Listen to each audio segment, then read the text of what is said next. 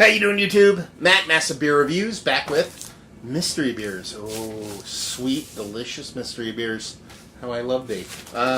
What are mystery beers? Mystery beers are beers that people, yeah, this one wants to come out of the can. Jesus. Mystery beers are beers that people send me. They wrap them up like this to where you actually can't tell what's going on. So how about that head on that sucker? Not saying I poured the greatest beer in the history of mankind, but yeah, let's let that sit for a minute. Good thing I opened it up and actually got into my spiel early. I actually didn't know that was going to happen, but yeah, they're beers that people kind of wrap up. They put in these kind of shrouds here, different wrapping materials. I've got everything from wrapping paper to kind of whatever, but the blue painter's tape tends to be kind of a popular styling when it comes to mystery beers. I'm kind of half-ass joking, but not really. And they wrap them up and they send them to me. When they send them to me, I crack them open, I pour them, usually better than this, and then what I do is I drink the beer, I talk about the beer, I guess the beer, do all that fun stuff. Actually guess the actual beer sometimes, not necessarily the style. And then we talk about them, you know, what's in it, whether I like it or not, the whole nine. Then we undo them. And by that I mean unveil. That's the word I want to use right there. To you and see how close I got. More often than not, I'm pretty good at this stuff, but sometimes I bomb. But it's a fun exercise. A lot of people have been doing it lately. I actually sent out a couple mystery boxes to beer reviewing friends and encourage them to pass that along, and such has taken hold to where there's actually a bunch of people doing them now, which is pretty awesome. So when you're done with this, go into the old YouTube, type in mystery beers, and check out what people are saying and doing with their whole mystery beers. Pretty fun stuff. But anyway, back to this gigantic beer here. What do we have? I mean, it has this kind of pillowy creaminess in the center, but as you can see, it just kind of has this deep, recessed kind of rockiness on the edges. That's just due to the way the beer kind of exploded out of the can. Now, as you can see from the base of the beer here, what does it look like to us? Well, it kind of looks like, you know, a New England style hazy IPA, but the way this head is reacting, it's got to be something beyond that. Unless the yeast just went sideways or was carbonated all weirdly, you kind of expect it to be something a little bit outside of that. Whether it be wild yeast, whether it be, you know, something different. But yeah, rarely do you see a hazy pop out of the can like that. But you know, crazier shit has happened. So yeah, what do we have? Almost 3 fingers, weirdly creamy in the center, rocky in the edge, kind of head, and you're left with that rich kind of hazy kind of center to it that looks like a hazy IPA. Let's see if we can get a nose on this sucker. Yeah, I mean, she smells all the part of a juicy, fruity kind of IPA, but there's something more to it. There's not necessarily a big acidity or any kind of huge tartness on the nose, but there's something there underlying. Yeah, something there. It's like it's a yeast character. It's a yeast phenolic. It's coming off very citrus, which immediately makes my brain kind of switch to like a Brett C kind of thing. So it could definitely be that. But you're talking about doing a Brett C thing in a can, you know, that can be kind of risky, so. But it definitely has those characteristics. Big, huge grapefruit rind, big citrus component to it. It's got a nice sweetness to it, but it's not over the top sweetness. It's not like a residual sweetness. There's like a nice balanced sweetness to it. There's not a crazy amount of bittering to it either. She smells pretty, man. She definitely smells like a Brett C beer. Yeah, just giving me those wafts of huge citrus, but it has this underlying, like, it's not barnyard, it's like a generic soft funkiness. But yeah, she smells like a aggressively hopped, maybe Brett-based Saison. That's kind of the vibes I'm getting from a nose and from a distance. Let's dive in, see what she's got. Cheers.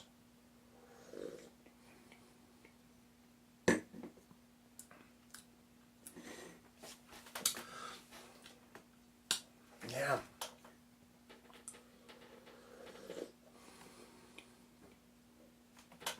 Okay.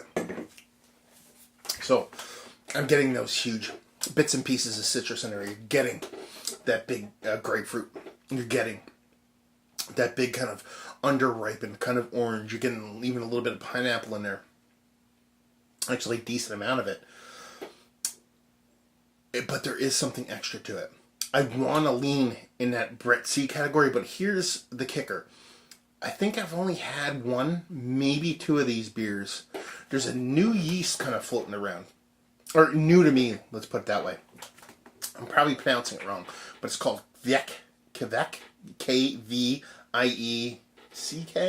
somewhere around those lines, or it might just be IEK, Kveik yeast.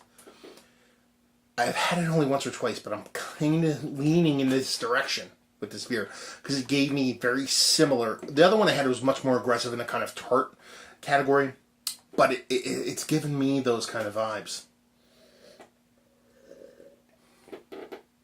Because you're getting all the portions of the pale ale. So it tastes like a pale ale with an aggressive hopping, all on the cold side. So you're not getting a ton of bittering, a little bit of bittering in the back end.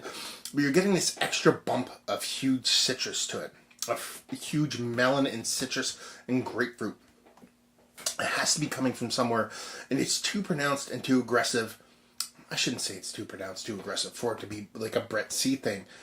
But, I don't know. My spidey sense is tingling. And I kind of think we're dealing with that yeast here. So, let's cut to the chase. What is this? This is a pale ale that is extra hopped. And it has that Kveik yeast in it.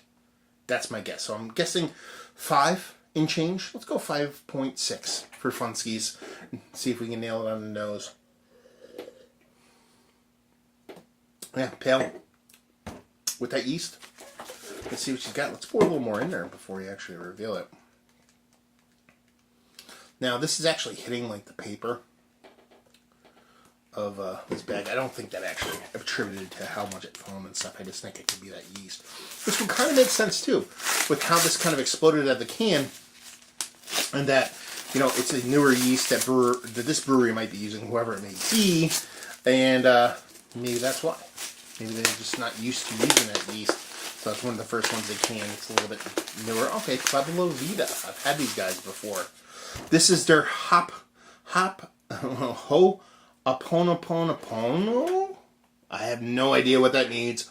Let's see. We have India Pale Ale. Let's see. Galaxy Strata Citra Hops infused with pineapple and mango. So I'm totally, I didn't nail it on that weird yeasty thing. Just about 2 months old. They said best before 01/6/2019. Guess what? This is the 3rd. So we're pretty close on that sucker. Yeah, I mean, that kind of makes sense. I was kind of really leaning into that kind of Kveik yeast kind of thing. But it kind of makes sense when it was infused with pineapple and mango.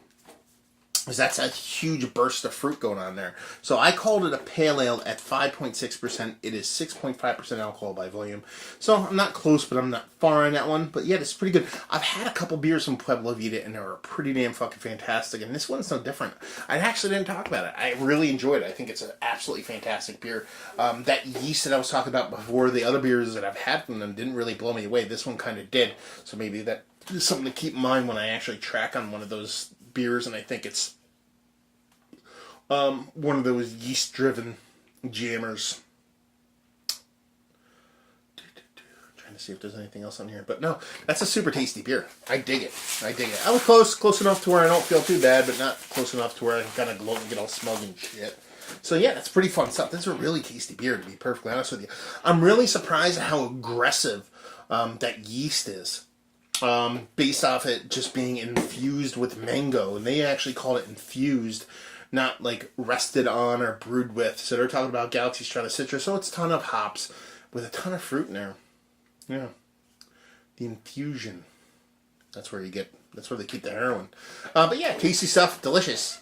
Honestly, if this is something that you could pick up at relatively decent prices off a shelf, I'd go bonkers for it. Chances are it's probably something you have to wait at a brewery for, but regardless, super tasty beer, chuggable, drinkable, heaps and heaps of citrus fruit kind of floating in there. Yeah, I'm a fan. So let's talk about it. Is it one of the better fruit-infused, fruit-rested, fruit-laden IPAs that I've had as of late? Actually, yeah, it is. It's pretty good stuff. And like I said, the limited exposure I've had to Pueblo Vida has been pretty awesome. You know, limited exposure, and every one of them has been pretty good stuff. So, kind of want more. Let's see. Value and availability, no idea. And leave you with, if you like what, will you like this?